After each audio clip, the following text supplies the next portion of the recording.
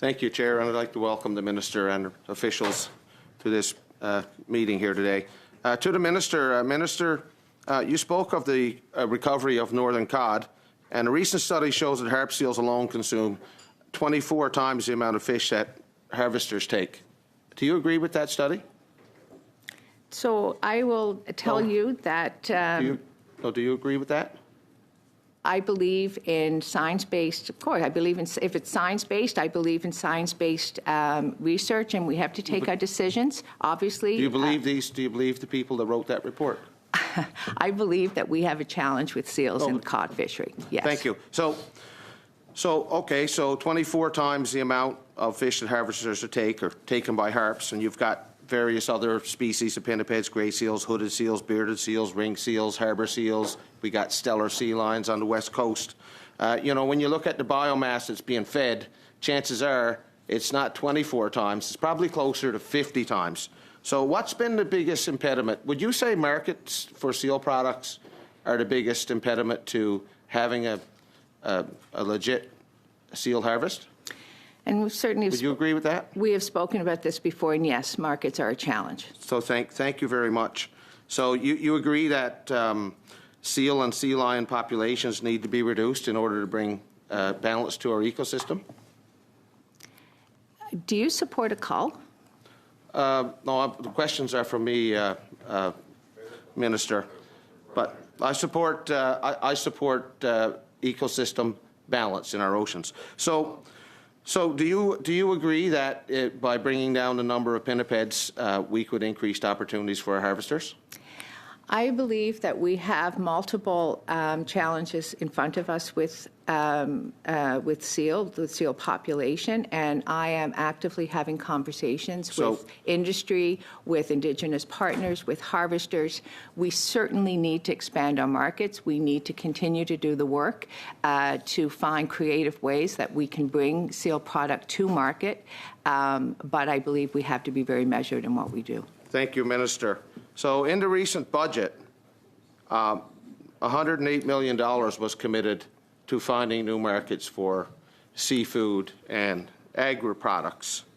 How much of that $80 million will get committed to developing new markets for pinniped products?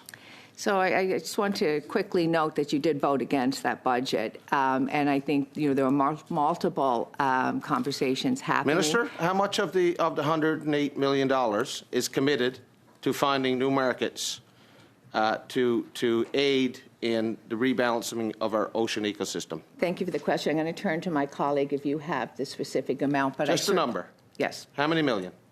We don't have.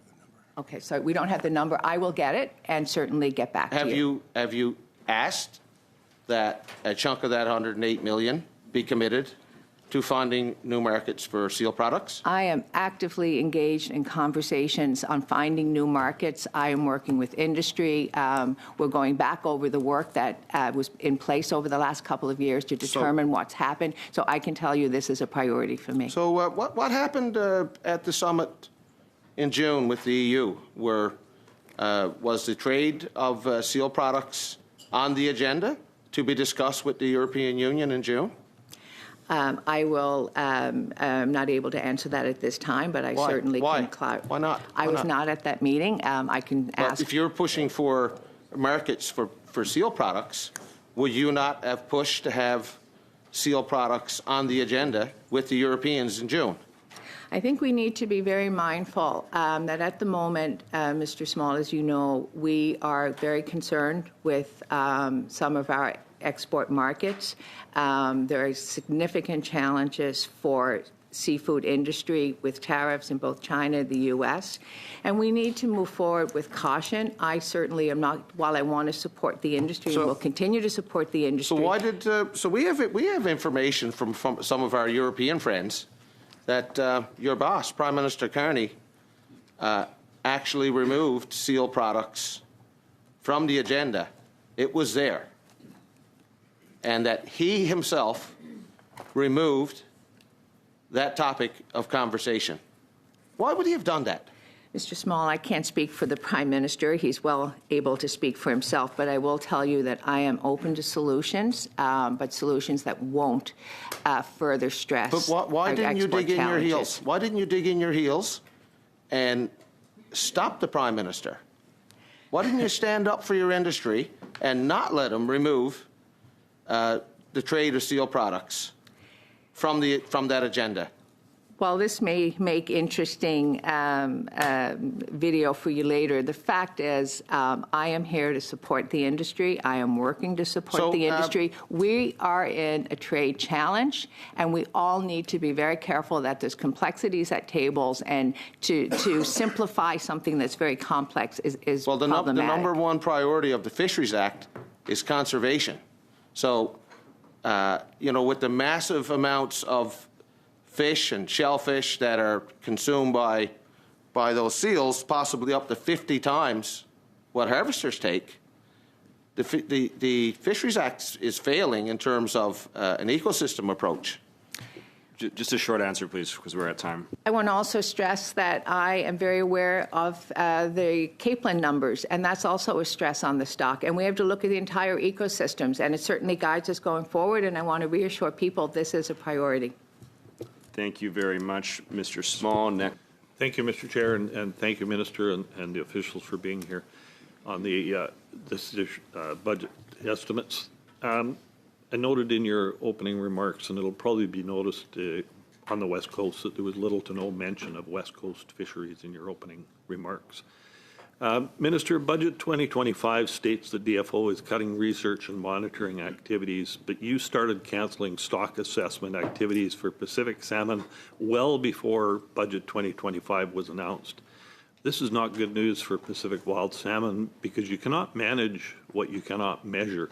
Why have you chosen to cut stock assessments for Pacific salmon?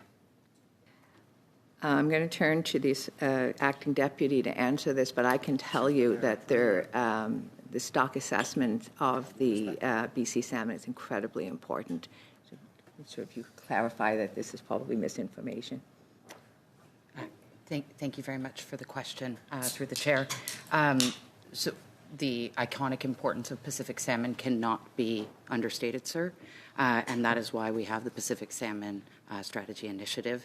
There's a variety of methods in place, including scientific, but also habitat restoration on the ground, stock assessments, both the modeling and in-season runs in real time to determine the flows. The budget has cut the stock assessments. Minister, if you need to cut frivolous spending at DFO, then so be it. But stock assessments for Pacific salmon are essential. Yesterday, 35 signatories from across BC sent you a letter urging you to revitalize stock assessments of wild Pacific salmon that is essential for the health of wild salmon stocks and the prosperity of fisheries and communities that depend on them. Minister, will you listen to the voices of the academics, conservationists, resource users, and the people of British Columbia and prioritize Pacific salmon stock assessments? I will reassure you that science is incredibly important from coast to coast to coast. It was actually the Harper government that cut science. We are not cutting science in deputy. Stock assessments that you are cutting in the budget. If you won't listen to these organizations, large group of organizations, who will you listen to? It's you. Thank you, Minister. I haven't seen the letter in question, sir, about the specific points raised, but we maintain the stock assessment in the Pacific region for Pacific salmon. Wow.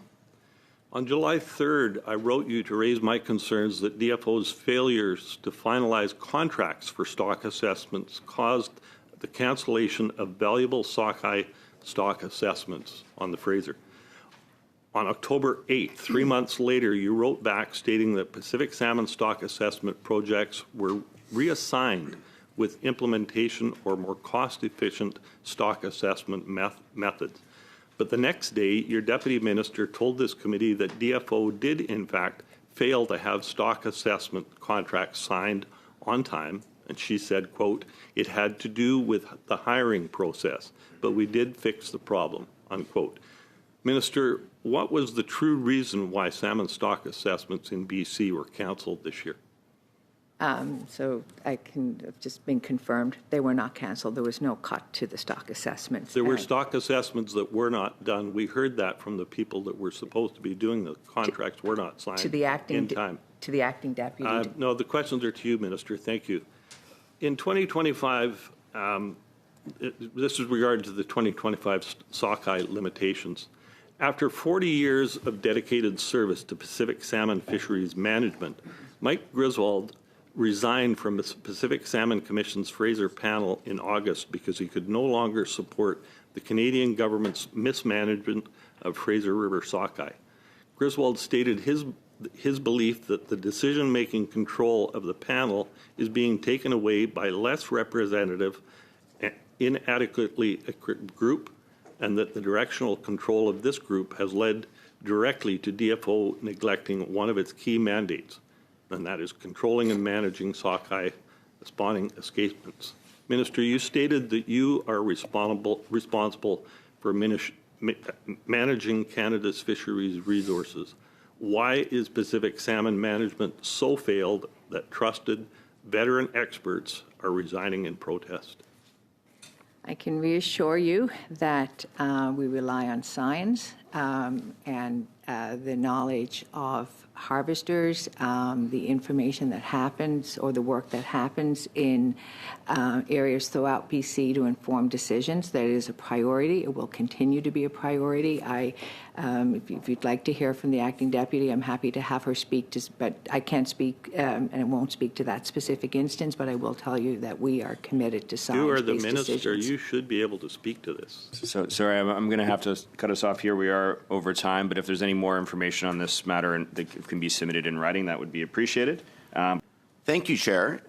Minister, last week, officials from your department admitted to this committee that your government's plan or crusade to meet these UN 30 by 30 targets of closing 30% of Canada's coastal waters to various economic activities is currently being undertaken and pursued without any socioeconomic analysis having been conducted whatsoever, before any study of how many jobs will be lost, how many fishermen will be put out of work, and how coastal communities across this country will be affected. Is that true? I will tell you that the consultations are still active. It is a process, and I invite you to participate, and I invite people, harvesters in your area to participate. It is important that we have consultations, and so decisions are not made, but we need to continue to speak. Okay, so no, because the closures are already being, and this has been going on for years. Do you believe that the government and DFO has done a good job so far of listening and accommodating fishermen? So I can speak to DFO, and I can speak to my department, and I can speak to the work that I'm doing actively with DFO, and we consult. This isn't the work towards conservation areas involves other departments. It is a process. The process is intended to encourage engagement, and I absolutely support that. And I have been very clear at this table, and I've been very clear in every meeting that I've had since I've come into this role. We need to dialogue, and we need to understand each other, and we need to stay at those tables. Do you have, like, it was mentioned in the throne speech, I believe, this 30 by 30 commitment. So it is clearly a key priority of your government. I don't think you would deny that. So is it true that you're pushing ahead with this 30 by 30 plan to close 30% of Canada's coastal waters to various economic activities, and you have no idea how many jobs that will cost fishermen in coastal communities, and how much economic activity that will cost our country at a time when we're obviously in very challenging economic conditions? Conservation and sustainability are critical for all of us. It's part of being able to ensure we have a sector that's viable going forward. So it's safe to say, Minister, that you will push ahead with this 30 by 30 regardless of the economic consequences and how many jobs will be lost? Is that fair? I didn't say that. I said we can do multiple things at once, and I have great faith in our ability. Okay, so you're willing to back away from the 30 by 30 commitment if the economic consequences are too severe? Is that fair?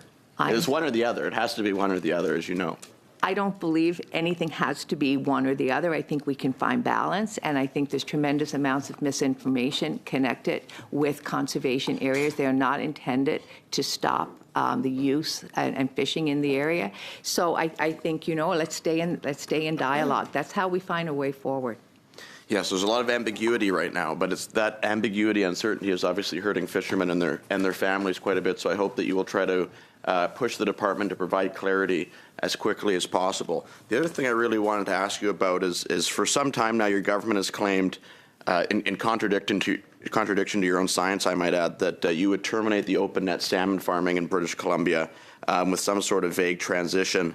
That supposed plan was supposed to arrive months ago. It never did. And now you have Liberal MPs, including on this committee, contradicting each other in public about whether that plan is actually, you intend to follow through on those closures of open net salmon farming in BC.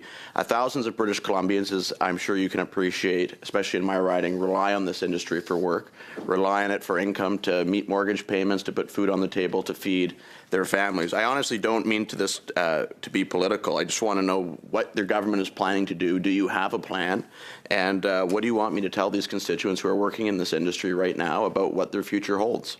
I don't have an update at this moment, but actively engaged, and I have also been actively engaged in dialogue with the sector in British Columbia. I understand the want for clarity, and I will inform in due course. Do you have a timeline? I understand that the timelines are sensitive, and I will get back to you when I have a decision. So there is still no timeline now? Like I'm going to be meeting with a First Nations chief later today whose entire community completely depends on this industry up in Port Hardy. And it's very confusing. Do you have, is this government still planning to pursue a policy of two different policies for two separate coasts? And if so, is there something special in the waters off the Pacific that why you have to ban aquaculture on the Pacific coast but not the Atlantic?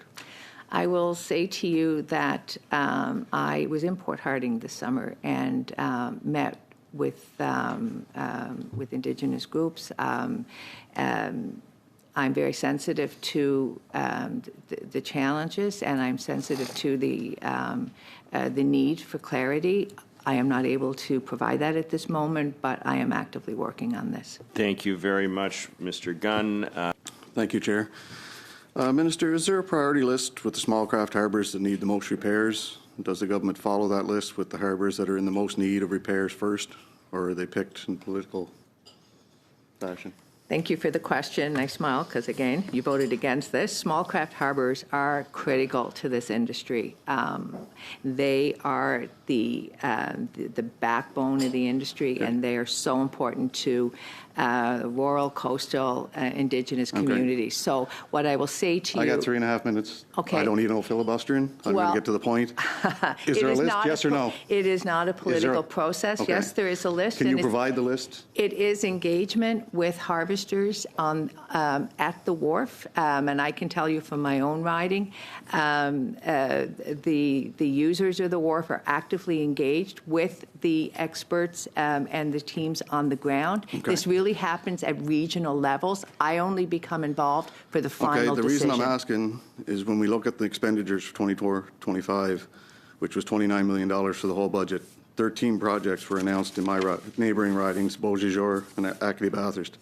Meanwhile, in 21, 9 projects were made for Beausejour, none for Miramichi Grand Lake and none for Acadie Bathurst. So that's 100% of the projects in 21 and 60% in 24 in the riding of a senior cabinet minister, Liberal cabinet minister. It is reasonable to say that these announcements were made based on politics. Decisions are made at community level, and they are made based on a series of criteria. And I don't know, Acting Deputy, I'm not would you asking like the to speak Deputy to the Minister, I'm process? asking you. I don't make it's- political decisions. Well, we found these numbers in the budget. I don't make political decisions. So can you give me a list? I don't make political decisions. Can you give me a list of how they were prioritized? I will certainly be pleased that we pass on, we can provide the operational plan for small craft harbors and how that whole engagement happens. Pleased to do it. Okay. How much money in this year's budget was allocated to repairs for small craft harbors that were devastated by Hurricane Fiona? Something that supposedly should have been done years ago.